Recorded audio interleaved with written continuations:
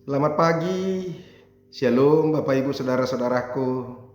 Selamat berjumpa kembali buat kita hari ini. Kita bersuka cita karena Tuhan masih menganugerahkan hidup kepada kita. Dan mari kita sambut sukacita yang Tuhan berikan kepada kita melalui hidup ini bersama dengan firman Tuhan. Mari kita dengarkan firman Tuhan yang semakin hari semakin meneguhkan kita, semakin menguatkan kita. Amin. Firman Tuhan yang menjadi renungan buat kita hari ini diambil dari Yosua pasal yang pertama ayat yang ke-9. Tetapi sebelum kita mendengarkan firman Tuhan, marilah terlebih dulu kita menyerahkan hati dan pikiran kita untuk dikuasai oleh Roh Allah. Kasih karunia dan damai sejahtera dari Allah Bapa dan dari anaknya Tuhan Yesus Kristus, itulah yang menyertai hati dan pikiranmu sekalian. Amin. Bapak Ibu Saudara-saudara, firman Tuhan Yosua pertama ayat yang ke-9. Dikatakan demikian. Bukankah telah kuperintahkan kepadamu, kuatkan dan teguhkanlah hatimu. Janganlah kecut dan tawar hati. Sebab Tuhan Allah menyertai engkau kemanapun engkau pergi. Demikianlah firman Tuhan. Bapak Ibu Saudara-saudaraku, tadi di akhir ayat firman Tuhan ini jelas sekali mengatakan sebab Tuhan Allahmu menyertai engkau kemanapun engkau pergi. Saya berharap saudara-saudara kita mencamkan itu di dalam hati kita.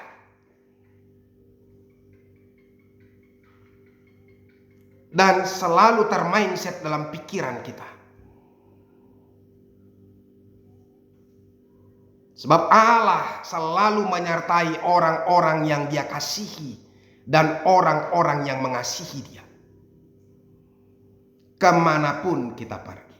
Sehingga ketika kita mengingat dan menyadari dan termindset di pikiran kita saudara-saudara bahwa Allah selalu menyertai umatnya, Allah selalu menyertai orang yang percaya, Allah selalu menyertai orang-orang yang selalu berseru kepadanya, maka kita tidak akan pernah gentar, kita tidak akan pernah takut, kita tidak akan pernah khawatir, dan kita sedikit pun tidak akan pernah merasa ngeri menjalani kehidupan ini. Saudara-saudara, bukan berarti bahwa tantangan kita orang percaya itu tidak ada. Pergumulan kita orang percaya itu tidak ada. Bukan berarti saudara-saudara ketika sekalipun Tuhan menjanjikan penyertaannya kemanapun kita pergi, bukan berarti kita tanpa masalah. Bahkan bukan tanpa penderitaan.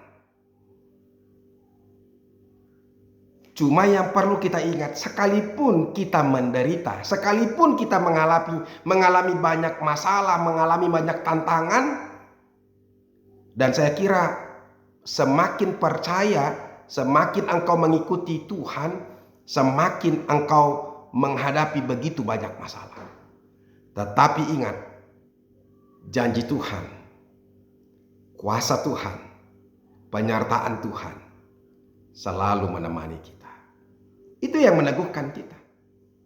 Makanya saudara-saudara, dia katakan, kuatkan dan teguhkanlah hatimu. Itu sampai 3 kali. Ini disampaikan kepada Yosua yang ketika itu akan menjadi pemimpin umat Israel memasuki tanah Kanaan. Setelah Musa hambanya itu meninggal dunia.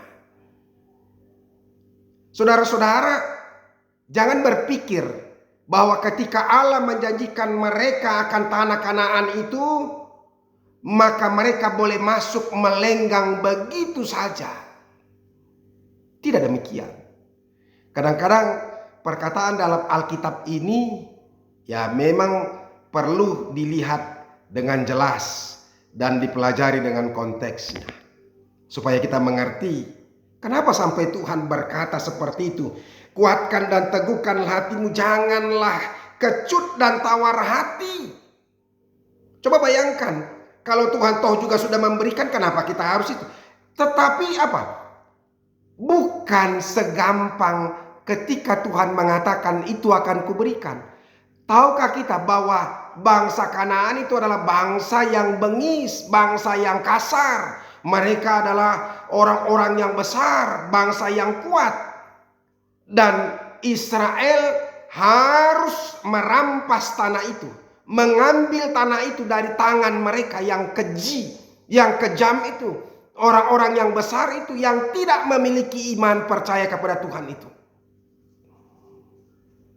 Orang Gergasi, Hewi, ya 5 atau berapa suku di situ.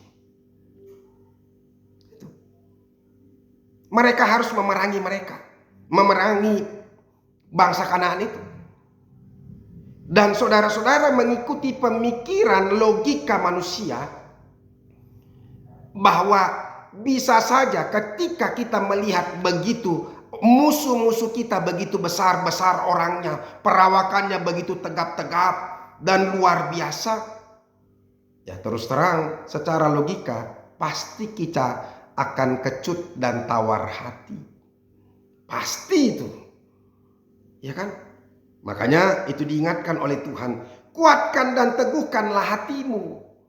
Saudara-saudara, hanya hati orang yang kuat dan teguh kepada Tuhan yang memiliki naluri kedekatan kepada Tuhan, memiliki mental yang teguh, hanya itulah yang mampu berperang. Saudara-saudara, badan boleh besar, tapi mental belum tentu memiliki mental yang kuat. Jadi saudara-saudara, tidak penting sekecil apapun kita, tapi ketika kita memiliki mental yang kuat, maka kita akan bisa mengalahkan segala sesuatu. Sama seperti Daud. Mengikuti logika berpikir, tidak akan mungkin Daud bisa mengalahkan Goliat. Besarnya bisa 2-3 kali lipat daripada Daud besar Goliat.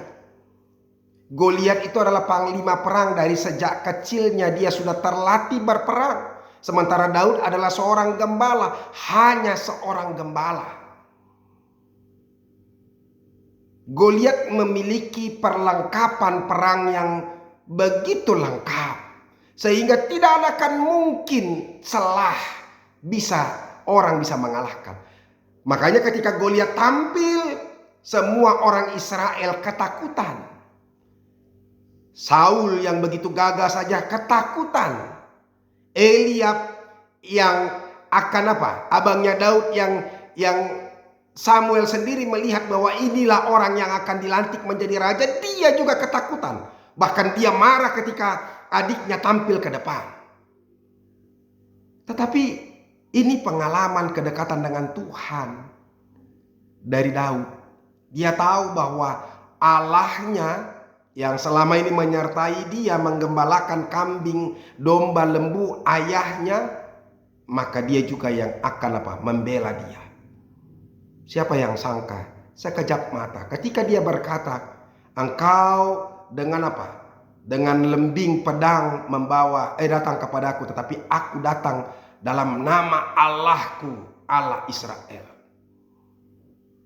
Sekejap mata tewas Goliat. Nah, itu yang mau dikatakan di sini, saudara-saudara. Jangan takut, teguhkan. Makanya Yosua dengan kekuatan Tuhan, dia menghadapi bangsa Kanaan itu. Itulah makanya dikatakan jangan kecut dan tawar hati. Kecut artinya takut, merasa takut, gentar, ngeri. Dan tawar hati itu suatu keadaan yang tidak bersemangat, nggak ada semangat, nggak ada spirit, nggak ada kemauan. Ya, putus pengharapan, sehingga hilang keberanian. Nah, jauhkan itu dari kita. Bapak Ibu saudara-saudara, hidup ini juga penuh dengan tantangan. Sebagai orang percaya kita mengalami banyak pergumulan. Bagi gereja-gereja yang sedang membangun gerejanya, mungkin kita akan mengalami banyak pergumulan. Tapi ingat, ketika kita teguh hati dan kuat, maka Tuhan akan menyertai. Tuhan akan memberikan. Penyakit boleh terjadi dalam kehidupan kita, tapi ketika kita tidak kecut dan tawar hati, teguh dan kuat di dalam Tuhan, maka semuanya bisa kita lalui. Oleh karena itu saudara-saudara, sebesar apapun tantangan kita, percayalah Tuhan menyertai engkau. Oleh karena itu, jangan takut. Kuatkanlah hatimu dan teguhkanlah. Jangan kecut dan tawar hati. Kita akan menang melawan apapun. Semoga firman Tuhan ini meneguhkan dan memberkati kita. Tuhan Yesus memberkati. Mari kita berdoa. Terima kasih Tuhan untuk firman-Mu yang sekali lagi meneguhkan kami. Menguatkan kami dalam iman percaya kami.